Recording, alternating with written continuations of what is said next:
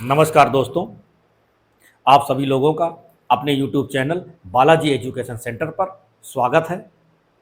Balaji education centre से मैं Govind sir जी। जैसा कि हमने आपको पिछले वीडियो में बताया था कि हाई स्कूल की क्लासेस चल रही हैं। हाई स्कूल का ये लेक्चर है। पिछले वीडियो में भी हमने हाई स्कूल के सेकेंड चैप्टर के बारे में हमने आपको बताया था। सेकेंड चैप्टर में हमने आपको अम्लों की रासायनिक गुणों का अध्ययन करा रहे थे। भौतिक गुण, अम्ल क्षार सिद्धांत के बारे में हम आपको बता चुके थे। ठीक है बेटा, तो उसी को कंटिन्यू करते हुए, उसी को आगे बढ़ाते हुए मैंने आपको पिछले वीडियो में बताया था कि क्या नाम अम्लों के रासायनिक गुण हम चला रहे हैं, जिसमें से दो प्रॉपर्टीज हमने आपको क्लियर कराई थी। अम्लों की धातुओं के साथ अपक्रिया, और दूसरी प्रॉपर्टी आपकी क्या थी बेटा? अम्लों की क्षारों के साथ अपक्रिया, जिसे हमने बताया था उदासीनीकरण ऊष्मा, है ना। किसी भी अम्ल की क्षार के साथ अपक्रिया कराने पर लवण और जल का निर्माण होता है, उसे उदासीनीकरण ऊष्मा कहते हैं। क्लियर है? तो इतनी चीज़ें, इतनी सारी चीज़ों का हमने अध्ययन आपको कराया था। अब उसी के आगे आप देखिएगा, है ना, उसी के आगे आज हम आपको उसी के आगे कंटिन्यू करते हुए धातु कार्बोनेटों के साथ क्रिया। धातु कार्बोनेट, धातुओं के कार्बोनेट CO3, है ना, CO3, Na2CO3, K2CO3, है ना, कैल्शियम कार्बोनेट, बहुत सारे कार्बोनेट्स हैं। मतलब जहां कार्बोनेट्स ले लो, आप कोई भी कार्बोनेट्स ले लो। और कार्बन देखो, अम्लों की धातु कार्बोनेटों के साथ अभिक्रिया कराने पर लवण, जल और कार्बन डाइऑक्साइड का निर्माण होता है। कितनी भी आप रिएक्शन लो, ध्यान से देखो। जैसे एग्जाम्पल नंबर 1, हरी बात समझ में, हमने ले लिया बेटा सोडियम कार्बोनेट। ये दिख रहा है, sodium carbonate react with acid, कोई भी एसिड, HCl, ये ठीक है ना। सोडियम ये धनात्मक है, ये ऋणात्मक है, तो NaCl आपका लवण बन गया। क्या बनता है? लवण। लवण क्या बना? NaCl, ये NaCl, ठीक है, प्लस जल और कार्बन डाइऑक्साइड। तो देखो CO3 है तो जल, कार्बन डाइऑक्साइड तो बनेगा, CO2 और प्लस जल, ये तीन चीजें आपकी बनेगी। अब बस आपको बैलेंस करना है, बैलेंस करना आना चाहिए। हम फिर आपको बताए दे रहे हैं, बैलेंस ही इंटर तक आपको, है ना, जब तक पढ़ोगे तब तक काम आएगी। इंटर वाले बच्चे भी भूल जाते हैं, इसलिए इसको सीखना बहुत ज़रूरी है। देखिएगा यहाँ पर सोडियम बेटा कितने हैं? 2, Na2। आगे अगर गुणा हो, जैसे मान लो यहाँ 2, तो पूरे में 2 का गुणा हो जाएगा। नीचे है, बात हमें समझ में आ रही, नीचे है तो केवल इसी में होगा 2, यहाँ 2 का आप कर दो। ये गुणा कर, जब अपने हाथ से करोगे तो आगे ही करोगे, नीचे आप नहीं लिख सकते, क्योंकि ये तो बना बनाया है कंपाउंड। लेकिन आप जब गुणा करोगे तो आगे ही करोगे। 2 Na 2 Cl। अब देखो C1 O3 2 O और 1 3 O, Cl का है 2 H, 2 को गुणा कर दो, 2 H हो गए। Cl का है 2 Cl रह गए। O का है 3, 2 और 1 3, हो गया बैलेंस। तो ये है आपका सोडियम कार्बोनेट, सोडियम कार्बोनेट, और ये है सोडियम क्लोराइड, कार्बन डाइऑक्साइड और जल। ये लवण हो गया, ये कार्बन डाइऑक्साइड हो गई, ये जल हो गया।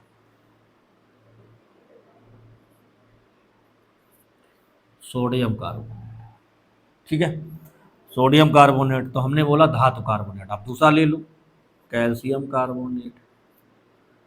अम्ल भी चेंज कर लो, H2SO4 कर लो, क्या दिक्कत है? लो, चेंज हो गया आपका, है ना।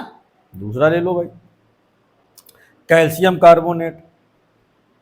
कैल्शियम धनात्मक, ये ऋणात्मक, तो साल्ट आपका क्या बनेगा? Calcium sulphate. साल्ट क्या बनेगा? Calcium sulphate. तो ये आपका साल्ट हो गया, कैल्शियम सल्फेट बना, कैल्शियम का सल्फेट। अब वही प्रोसेस, सोडियम का क्लोराइड, कैल्शियम का सल्फेट बचा क्या? CO3 और H2, है ना। इन दोनों को मिलाओगे तो H2CO3 कार्बोनिक एसिड, और इसको तोड़ दोगे तो बन जाएगा CO2 प्लस H2, यानी कि कार्बन डाइऑक्साइड का जली विलयन। आप कोल्ड ड्रिंक पीते हो, इसका नाम सुना है आपने? ये दिख रहा है, हाँ H2CO3, देखो ना H2CO3 बना। आप एक कंपाउंड आपका बन गया कैल्शियम सल्फेट, दूसरा आप बना सकते हो carbonic acid H2CO3। Carbonic acid का जली विलयन है तो कार्बन डाइऑक्साइड उड़ जाती है, वाटर रह जाता है। तो कार्बोनिक एसिड आपका क्या होता है? आपने कोल्ड ड्रिंक पीते हो, कोल्ड ड्रिंक में जितने भी प्रकार की कोल्ड ड्रिंक है, सोडा वाटर है, उसी में सभी में ये H2CO3 कार्बोनिक अम्ल, क्या नाम है इसका? कार्बोनिक अम्ल, कार्बोनिक अम्ल, कार्बोनिक। बात वही समझ में आ रही है? तो यहाँ पर कार्बोनिक अम्ल, जितने भी आप कोल्ड ड्रिंक पीते हो, है ना, देखना कोल्ड ड्रिंक जैसे पिया और बढ़िया से टका रहे हो, है ना, तो हम क्या खा, एग्जामिनर पूछ भी देता है क्या आप कार्बन डाइऑक्साइड को खा पी सकते हो? तो बच्चे कहेंगे कार्बन डाइऑक्साइड तो जहरीला होता है, वो कहाँ हम खा पी सकते हैं। लेकिन कोल्ड ड्रिंक यानी कि कार्बोनिक अम्ल के रूप में हम कार्बन डाइऑक्साइड को ले सकते हैं। अब कार्बोनिक अम्ल क्या है? कार्बन डाइऑक्साइड, भाई इसको ये दोनों जब मिल जाएंगे तो ये बनेगा, और इसको हम तोड़ के लिखते हैं CO2 और प्लस H2O, और ये पूरा मिला दो तो हो जाएगा H2CO3। आ रही बात समझ में? तो बन जाएगा कार्बोनिक एसिड। तो कार्बोनिक एसिड आपका क्या है? कार्बन डाइऑक्साइड का जली विलयन। कार्बोनिक एसिड क्या है? कार्बन डाइऑक्साइड का जली विलयन, और कार्बन डाइऑक्साइड के जली विलयन को हम बोलते हैं कार्बोनिक एसिड। और जितनी भी कोल्ड ड्रिंक्स होती हैं, सोडा वाटर होते हैं, सब में आपका कार्बोनिक एसिड होता है। और कार्बोनिक एसिड यानी कि पानी और कार्बन डाइऑक्साइड का मिश्रण, और उसमें थोड़ा सा आप चीनी डाल देते हैं, फ्लेवर डाल देते हैं, बन गया बढ़िया सा थम्स अप, ड्यू, है ना, और मिरिंडा, है ना, ऑरेंज फ्लेवर। अरे बात समझ में? और आराम से पी, तो जैसे पी तो बढ़िया से डकार आती है, तो गैस कार्बन डाइऑक्साइड बाहर आ जाती है ना। कार्बन डाइऑक्साइड को हम ज़्यादा समय तक बॉडी में थोड़ी ना रोक सकते हैं, तो कार्बन डाइऑक्साइड वैसे बाहर आ जाती है, तो कार्बन डाइऑक्साइड को हम पीते हैं। अरे बात समझ में? तो ये कार्बोनिक अम्ल है। यहाँ पर सोडियम कार्बोनेट के साथ अक्रिया, ठीक है ना, बढ़िया सिस्टम समझ में आ रहा है। तो ये आपका बेटा हो गया कैल्शियम कार्बोनेट प्लस H2SO4, तो ये आपका कैल्शियम सल्फेट हो गया। क्लियर हो रहा है? ठीक, समझ में आ रहा है? सोडियम कार्बोनेट की HCl के साथ अपक्रिया, कैल्शियम कार्बोनेट की H2SO4 के साथ अपक्रिया। और देख लो, और हम दिखाई देते हैं आपको।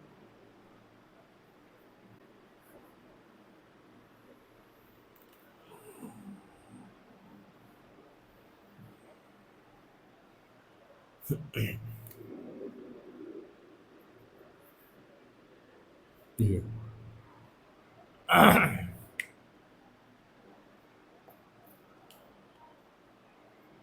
देखो ध्यान से, यहां पर कार्बोनेट की हम बात कर रहे हैं, सोडियम कार्बोनेट, पोटेशियम कार्बोनेट ले लो, ये पोटेशियम कार्बोनेट हो गया भाई। अम्ल आप कोई भी ले सकते हो, यहाँ पर अम्ल की कोई समस्या नहीं है, है ना, अम्ल आप कोई भी ले सकते हो। यहाँ पर सपोज दैट HNO3,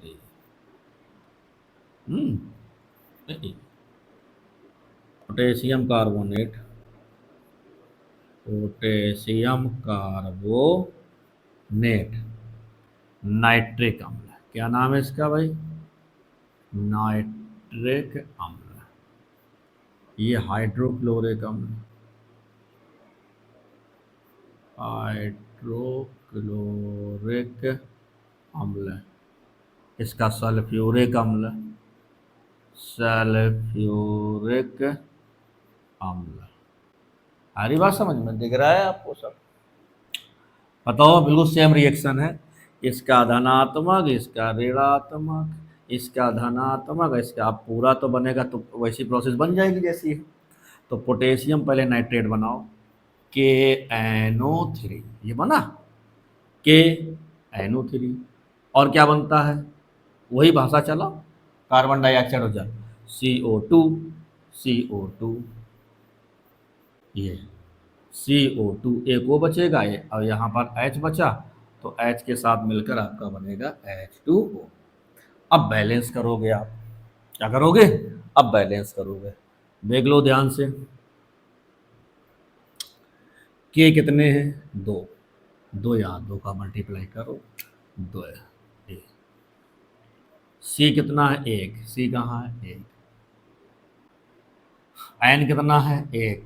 एन है दो। देखो है दो का गुणा, ये आपका पूरे में मल्टीप्लाई होगा। हम बैलेंसिंग भी आपको सिखा रहे हैं साथ में, यहाँ से यहाँ तक दो का भी मल्टीप्लाई है, तो यहाँ दो का गुणा कर लो आप, हो गया दो का गुणा। ऐसे मान लो कि एरो के इस तरफ और एरो के इस तरफ ये तराजू के दो पल्ले हैं, और जब दोनों में वजन बराबर होगा तभी तो सीधा रहेगा, बराबर रहेंगे। नहीं तो ये ज़्यादा हो जाएगा तो इधर झुक जाएगा, ये ज़्यादा हो जाएगा इधर झुक जाएगा। आ रही बात समझ में? तो इन दोनों में आपके परमाणुओं की संख्या को बैलेंस किया जाता है ना। Number of hydrogen left hand, number of hydrogen right hand. बात समझ में आ रही? Number of oxygen left hand, number of oxygen right hand. तो ये नंबर ऑफ ऑक्सीजन हाइड्रोजन की संख्या जितने भी यहाँ पर इसको बोलते हैं अभिकारक, और इस तरफ वाले को बोलते हैं उत्पाद। ठीक है, अभिकारक में परमाणुओं की संख्या किसी भी मान लो हाइड्रोजन परमाणुओं की संख्या और उत्पाद में परमाणुओं की संख्या बराबर होनी चाहिए। उसी प्रकार अभिकारक में कार्बन की संख्या और उत्पाद में कार्बन की संख्या बराबर होनी चाहिए। दोनों कंडीशन में आपकी बराबर बराबर संख्याएं होनी चाहिए। बात क्लियर हो रही है? इस प्रकार से आपको इसमें समझना है। तो पोटेशियम कार्बोनेट नाइट्रिक अम्ल, अब देखो मैंने सबसे पहले बोला दो के, तो दो के समझ में आई। CO3, ऐसे ना समझो CO3 चूंकि किस में बदलता है? CO2 में। CO2 एक को बचा, इसके साथ जुड़ जाएगा H2O, वो लिखा है। बैलेंस देख लो आपका, फिर देख लो दो के दो के दो एन दो एन दो एच दो एच और C1 तीन ओ ये और तीन दूनी छः, ये देख लो है, तीन दूनी छः और तीन नौ, तीन दूनी छः और दो आठ, आठ और एक, ये लवण है, ये कार्बन डाइऑक्साइड बोल, ये तीनों चीज़ें आपकी क्लियर हो रही। तो ये है बेटा अम्लों की धातु कार्बोनेटों के साथ अपक्रिया, अम्लों की धातु कार्बोनेटों के साथ अपक्रिया। ठीक है, अम्लों की धातु कार्बोनेटों के साथ अपक्रिया।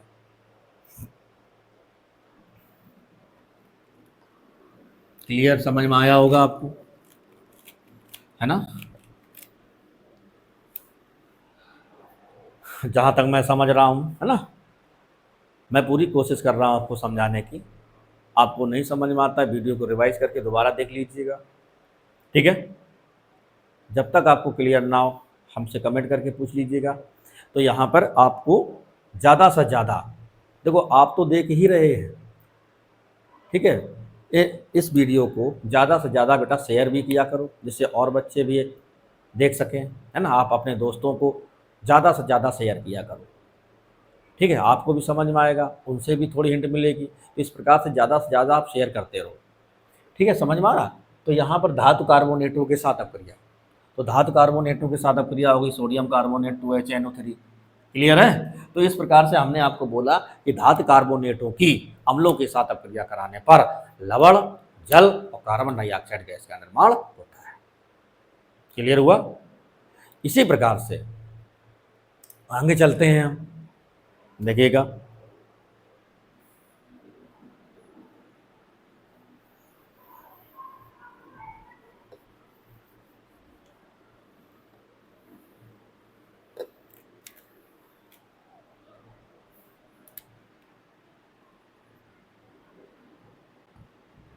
धातु हाइड्रोजन कार्बोनेटों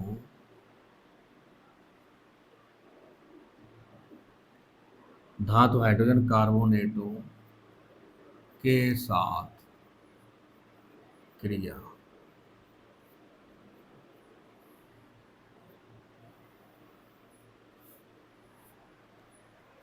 हम्म, धातु हाइड्रोजन कार्बोनेट हो, जैसे कि फॉर एग्जाम्पल NaHCO3, इस टाइप का, इसको बोलते हैं बाई कार्बोनेट।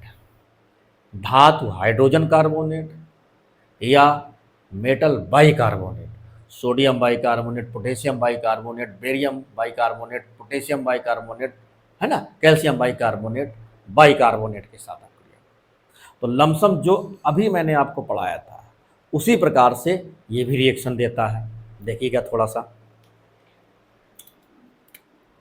ठीक है। धातु हाइड्रोजन कार्बोनेट के साथ अपक्रिया कराने पर अम्लों की धातु हाइड्रोजन कार्बोनेट कार्बोनेटों के साथ अभिक्रिया कराने पर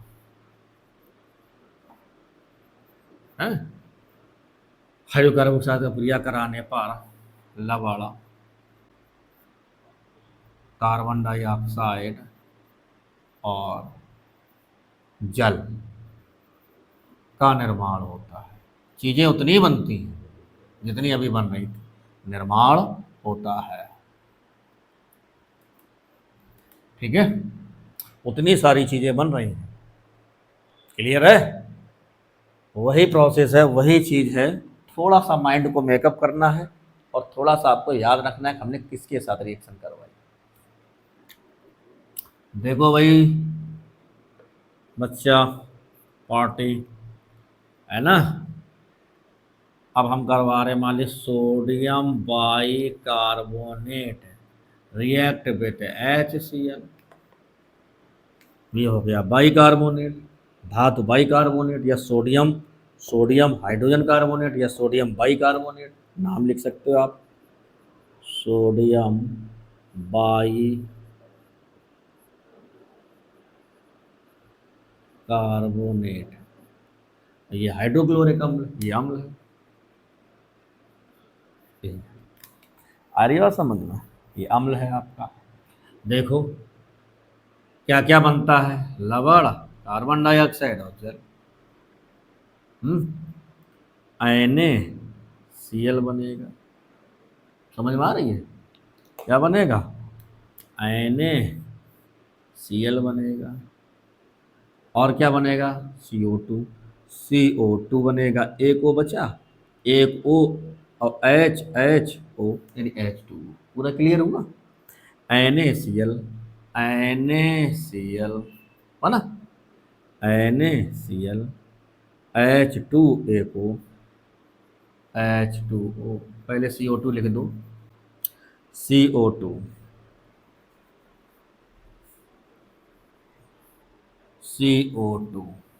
और प्लस H2O।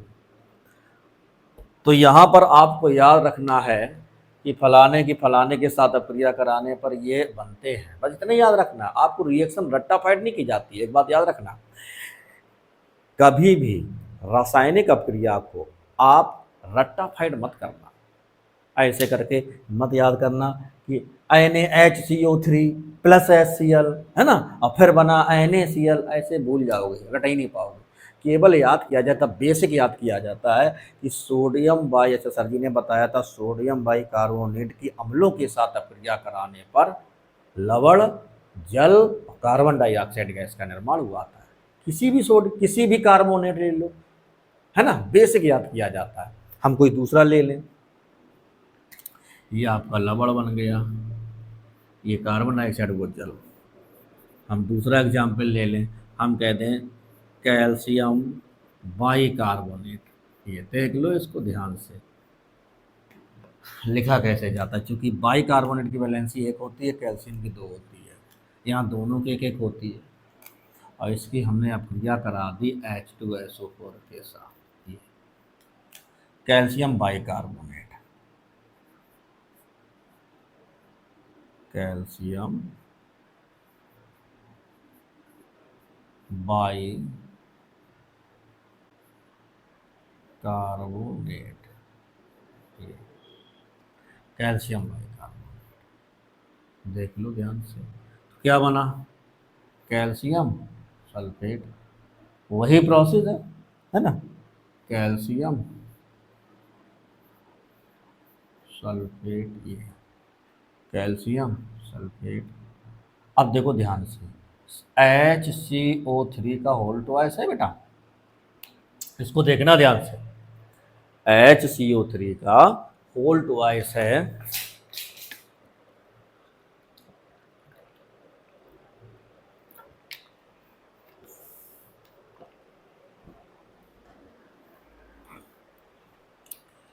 तो यहां पर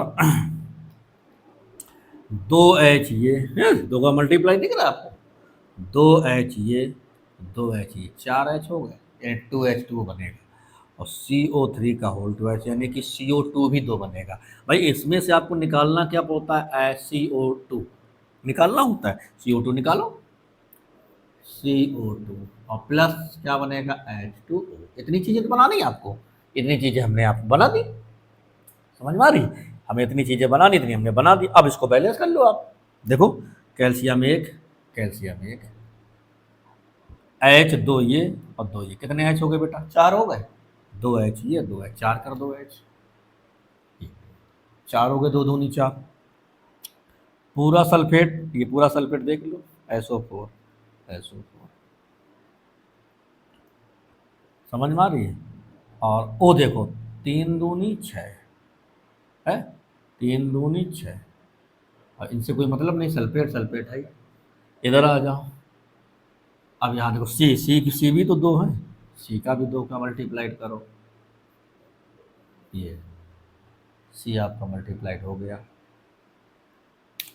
तो 2 दूनी 4 और 2 6, 2 दूनी 4 और 2 6, ठीक है? ये आपका 3 दूनी 6। क्लियर है? सारी चीज़ें क्लियर हो गई बेटा? तो ये आपकी जो रिएक्शन है, हम आपको जो रिएक्शन करवा रहे हैं, ये रिएक्शन देखो, वहाँ पर धातु कार्बोनेट की रिएक्शन थी, यहाँ बाइकार्बोनेट के साथ अक्रिया है ना? तो ये आपको थोड़ा सा ध्यान रखना है भाई, उसमें कुछ है नहीं ज़्यादा, है ना? सरल रिएक्शन है, इम्पॉर्टेंट है, और ये रासायनिक गुण हैं आपके, अम्लों के, क्षारों के रासायनिक गुण आपके चल रहे हैं, और हम दिखाते हैं आपको।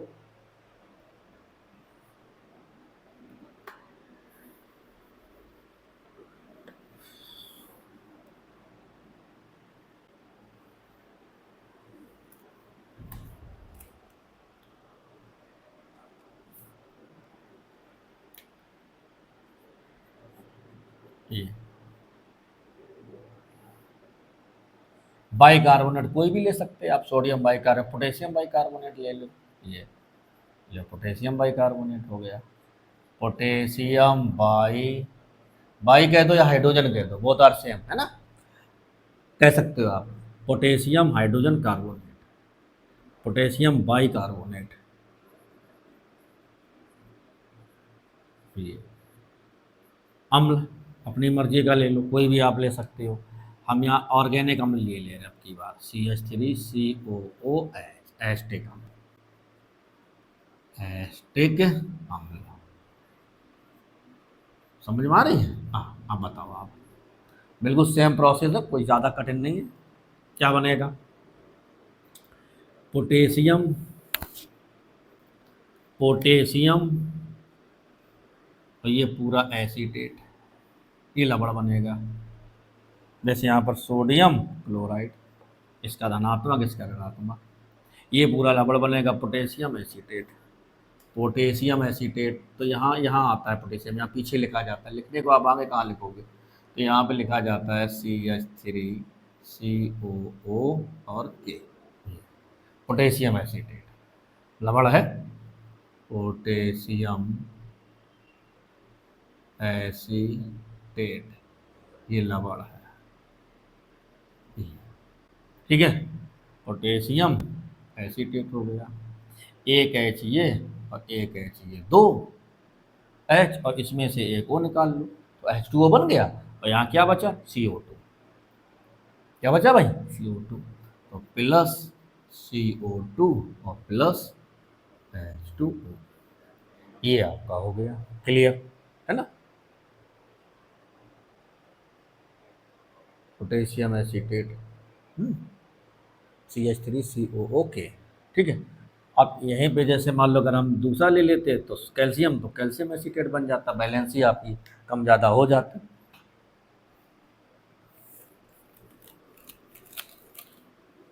समझ में आ रहा है, देखो इसको अच्छे से ढंग से। हाँ, इम्पोर्टेंट रिएक्शंस है ये, हम बता ही दे रहे हैं आपको, वेरी इंपॉर्टेंट है बोर्ड एग्जाम के लिए, ठीक है भाई। तो यहाँ पर आपको थोड़े से हाँ एंजॉय के साथ पढ़ो, अच्छे से मस्ती के साथ, नो टेंशन, है ना, अच्छे से पढ़ो, थोड़ा सा दिमाग लगाओ, एक बार ना समझ में, दो बार में समझो, आराम आराम से समझो, बात समझ में आ रही। ऐसा नहीं है कि आप पढ़ लिया, केवल देखो नहीं, मन लगा के पढ़ो, बात समझ में आ रही है।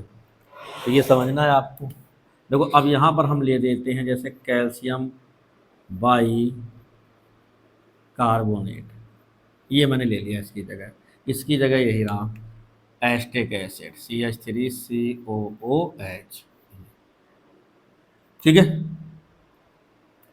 वही प्रोसेस है, पोटेशियम एसीटेट, यहाँ हो जाएगा कैल्शियम एसीटेट।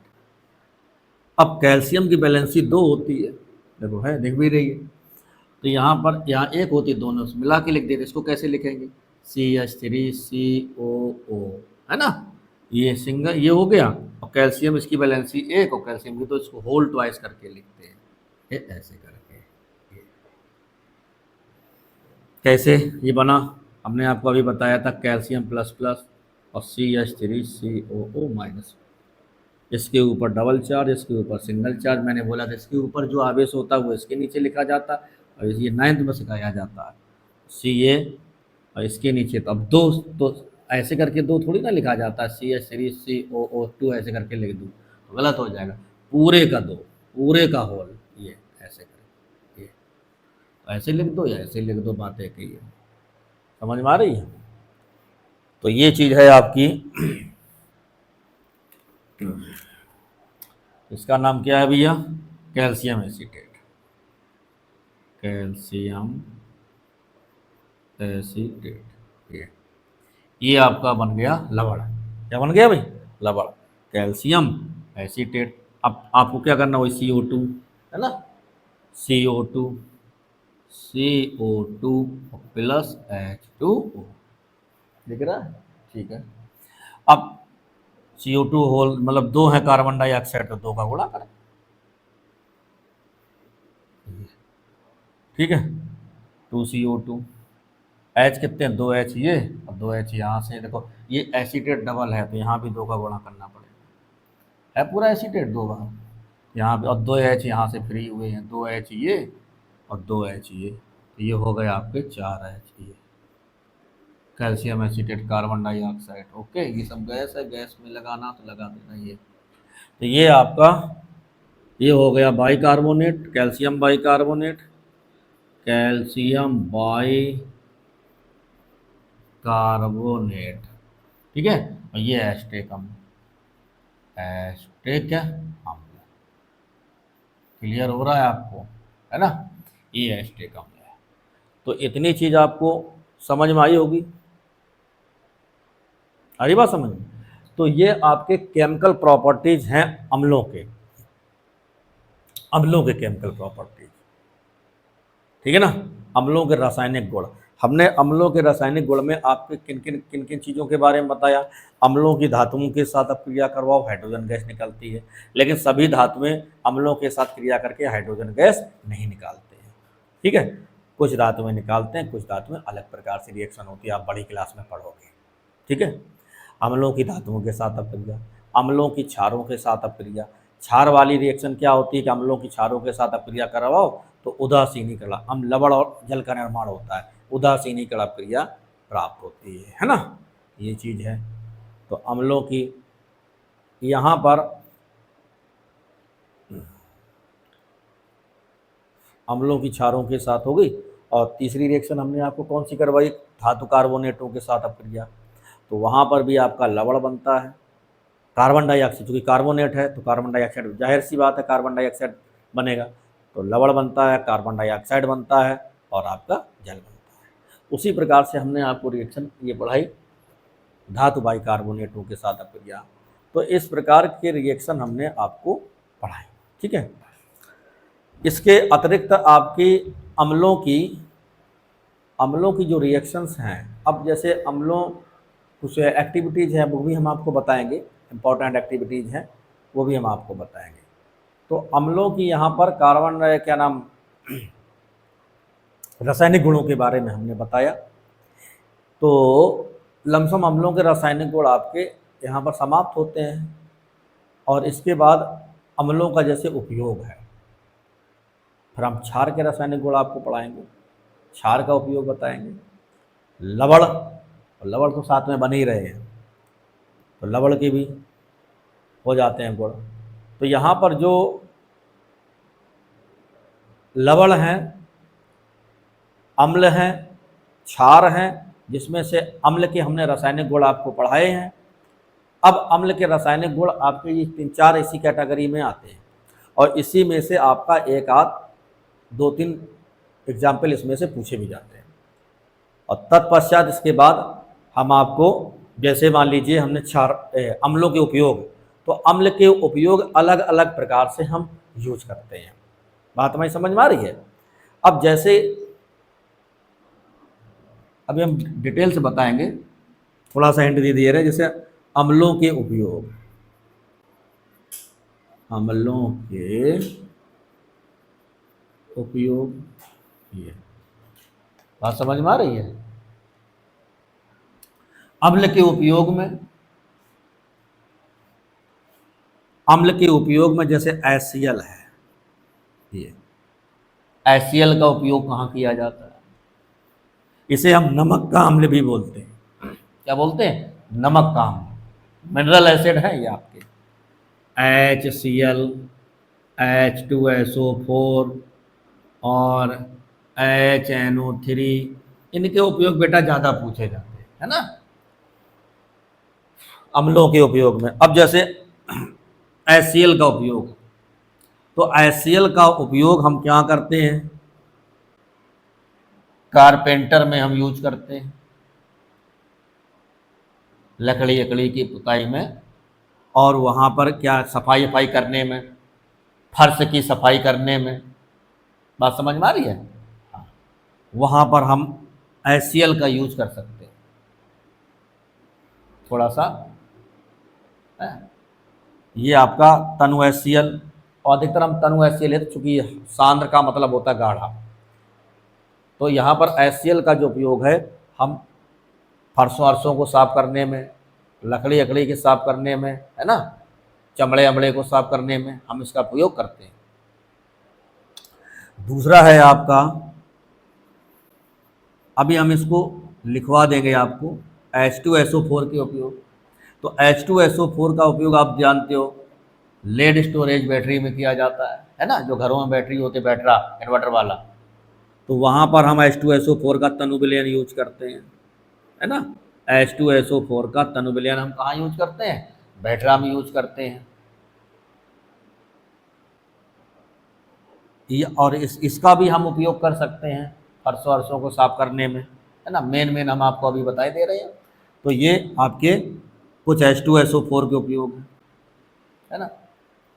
नाइट्रिक अम्ल के H2, हाँ, इसका उपयोग उर्वरक में भी किया जाता है। अरे बात समझ में, उर्वरक बनाने में भी किया जाता है, उर्वरक, खाद, आर्टिफिशियल, है ना, अमोनियम सल्फेट, इस प्रकार की, यूरिया, HNO3, इसका भी उपयोग हम उर्वरक में करते हैं, अमोनियम नाइट्रेट, ठीक है। तो ये आपके कुछ अम्ल हैं, इनके उपयोग अम्लों में, खादों के रूप में, है ना, इन सभी में करते हैं। तो ये आपके मेन अम्ल हैं। वैसे और भी अम्ल हैं, जैसे आपका कार्बनिक अम्ल है एस्टिक अम्ल है ये। कौन सा अम्ल है? एस्टिक अम्ल है। एस्टिक अम्ल आपका सिरके के रूप में उपयोग किया जाता है। ठीक है बेटा, तो ये आपके कुछ अम्ल हैं जिनके हमने आपको उपयोग बताए, मेन उपयोग। ये एस्टिक अम्ल है ना। सिरका, सिरका क्या होता है? एस्टिक अम्ल का जलीय विलयन। हाइड्रोक्लोरिक अम्ल है, सल्फ्यूरिक अम्ल है, नाइट्रिक अम्ल है, ये आपके मिनरल एसिड है, ये कार्बनिक एसिड है। ठीक है, तो ये आपको अच्छे से क्लियर हुआ। अम्लों के रासायनिक गुण पे ज़्यादा फोकस करना है। आ रही बात समझ में? बाकी उपयोग तो आपके याद हो जाएंगे 2 मिनट। तो ये हमारा रहा आज का वीडियो। बात समझ में आ रही है? ये आज हम यहीं से समाप्त करते हैं। आगे अगले वीडियो में हम आपको क्षार के बारे में बताएंगे, क्षारों के रासायनिक गुण पढ़ाएंगे। ठीक है, वो भी इम्पोर्टेंट है। अम्ल, क्षार, लवण, अम्ल, क्षार, लवण, इनके थोड़े से केमिकल प्रॉपर्टीज पढ़ाने के बाद फिर कुछ स्पेशल कंपाउंड है आपके, जैसे NaCl है, सोडियम हाइड्रोक्साइड है, सोडियम कार्बोनेट है ना, POP है, ब्लीचिंग पाउडर है। ये कुछ पर्टिकुलर कंपाउंड है आपके सिलेबस में जिनको आपको डिटेल में पढ़ना है। ठीक है, तो ये अगले वीडियो में हम आपको बताएंगे। आज के लिए इतना पर्याप्त है। धन्यवाद।